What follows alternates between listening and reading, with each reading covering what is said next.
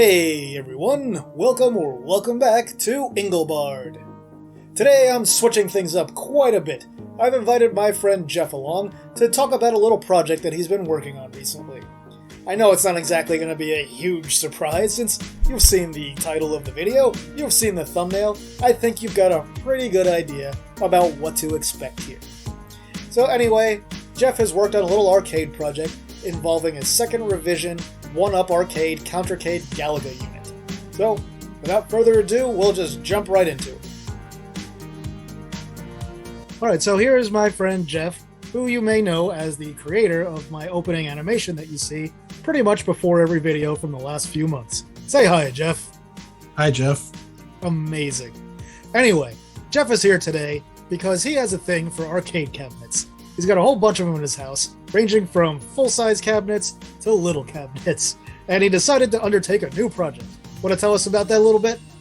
Yeah, well, I really like the Arcade1up cabinets. They're fairly priced, and they've got that nostalgia factor. And so my wife got me a Pac-Man Countercade for Christmas a couple of years ago, which was great. Blew my mind. A little bit later, I bought a full-sized Galaga, but I'm kind of limited on space at my house, so it's still sitting in the box. I haven't done anything with it. Recently, I also bought a pair of Galaga Countercades. They're the new Generation 2 Countercades, so they're a little smaller than the original ones. They're smaller than the Pac-Man is. Oh, Galaga, that's the one with the ghosts and the dots, right? No, that's Donkey Kong. Oh, yeah. So anyway, why do you have two of these? Well, I got them with the intention of actually modding it. The Galaga machines only come with two games. They come with Galaga, but they also come with Galaga 88. Which, okay, that's great, for playing Galaga, but I already have a Galaga machine, so I figured, hey, let's put a few more in there, and so that's what I did. All right. And did you have to do anything else to kind of facilitate being able to play other games in there? Well, yeah, I had to take out the original PCB, and I replaced it with a Raspberry Pi 3B Plus.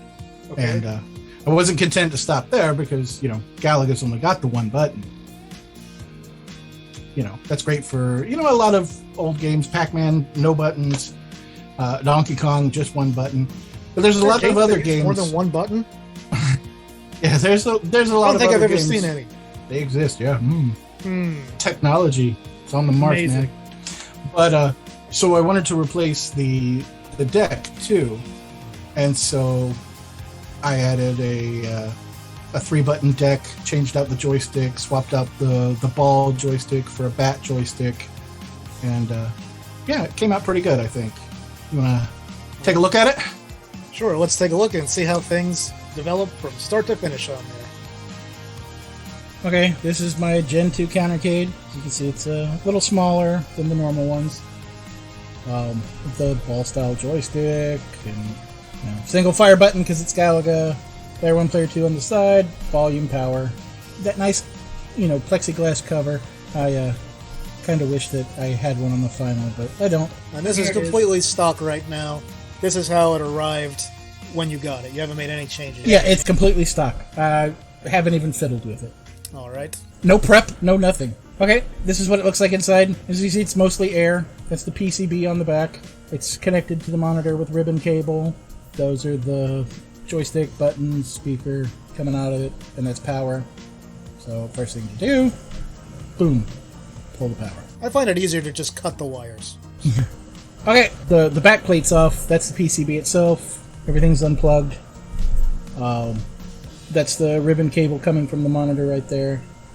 It's important to be careful because, it's fragile. Yeah, those things are usually super fragile. Yeah, you may as well just throw the whole thing away. That's the HDMI board. It's really nice. The guy who builds these, ships it with an HDMI cable and, pretty much everything you'd need to get it installed. And not an expensive piece of kit. It's about $35, I think. We're just going to pause for a moment here to note a few things about this video. One, this is not a tutorial. We're just kind of showing you basically what you can do to these. And the second thing is that this is not sponsored, obviously, by anybody. So I don't care what you buy. I'll put links in the description for everything that we used in case you wanted to replicate this. But that's all up to you. I don't get anything for it if you buy from any of those places. Yeah, and I mean, you saw in the bracket the website name. It just takes you to the eBay store. All right. Okay, here's the HDMI board installed. Ribbon cable successfully installed. Didn't break it. It's got a little power strip that lets you control the volume and everything. Here's the new control board from Tulsa Arcade. Yep, 3-button panel. There's a coin and start button at the top. And Did it come with that label on it, or what's the deal with that? yeah, it doesn't normally come labeled, but I paid a little extra to have them print and apply it because I would screw it up. I'm gonna say that looks surprisingly nice and specific. Yeah. The original's off, and this is the replacement. The buttons are installed, the joystick is installed, and that's the USB board. It's supposed to be no delay. Real easy to put in. I thought I was going to have to move the speaker, but I didn't. And this just has one speaker? Just one speaker, yeah. Okay, here it is installed. You see I changed the ball joystick for a bat. I may get a replacement ball to change it up every now and then, but I'm pretty happy with it.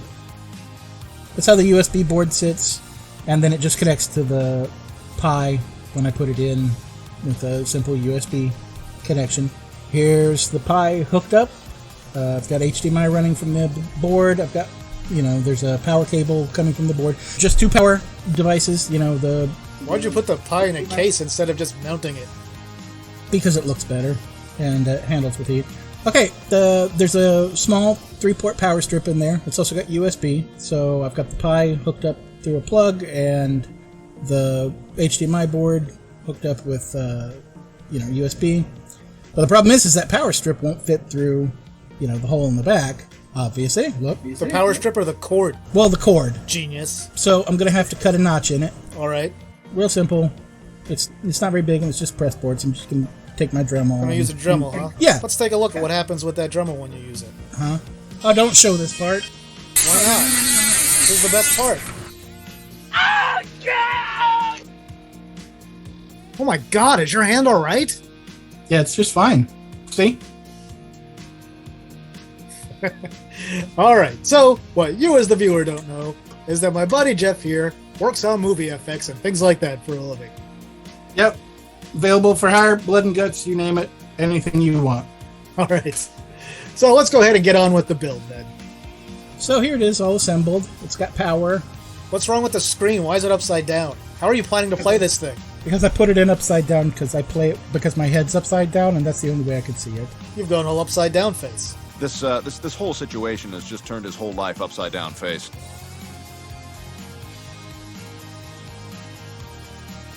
And I'm playing my Moogulation station. Configuring it. I gotta configure it upside down too because my hands are upside down. So you just installed a regular release of RetroPie on here, right? Yeah, it's just RetroPie. It's just, yeah.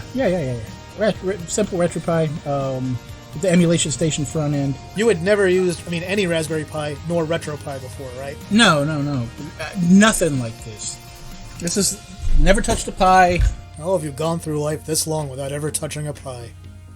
So, not only the power strip, but I put a Nate remote control power adapter at the end of the cord so I could turn it on and off with a remote control. Because there's no power switch on this thing. It's kind of a problem. Yeah.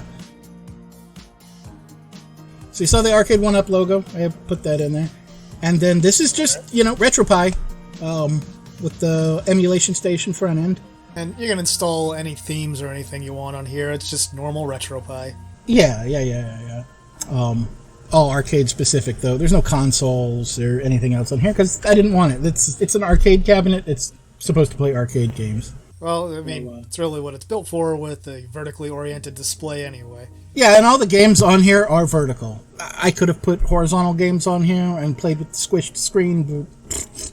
Alright, well, play some games, I guess. Miss Pac-Man. Oh, I thought this was the one where you used a hose to pump guys up really big and make them explode. No, that's pole position. Ah.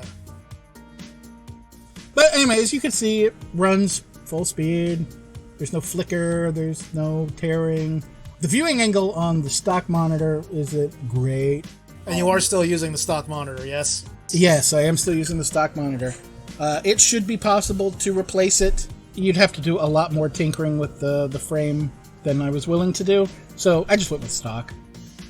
So about how much did everything cost in total? Probably about $200, maybe a little more, but not a whole lot more with that. That's like after tax and shipping and everything, right? Yeah, and that does include the actual machine. Now, granted, if you're going to do that, you're going to pay a little bit more because... The Countercade, you got it on clearance. Normally it's, what, $100 for this model? Yeah, I think so.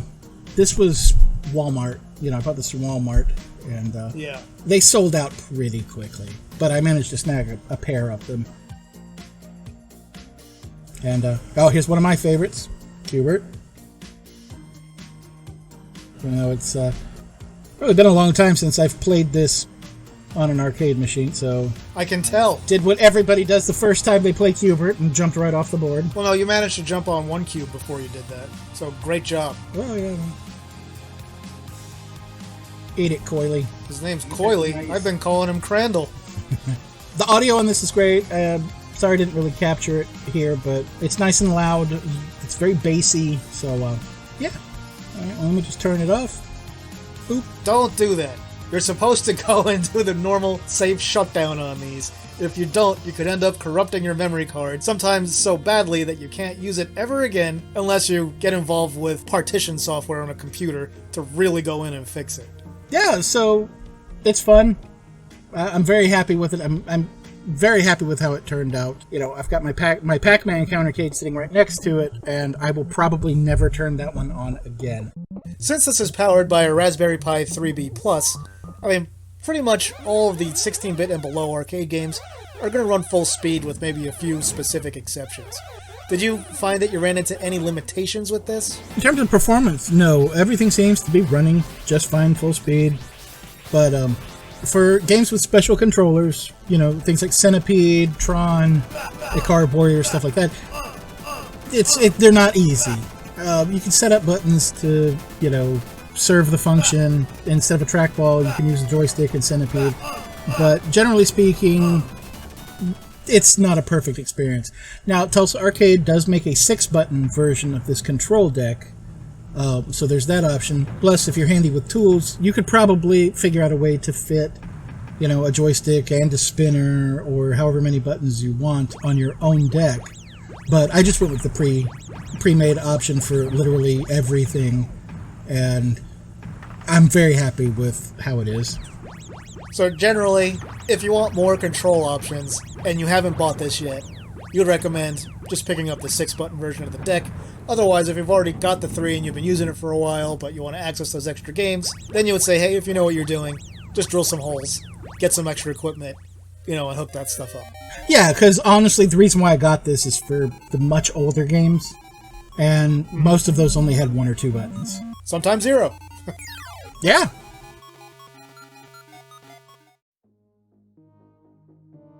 Alright, so that pretty much covers your entire experience of getting that together and modding everything.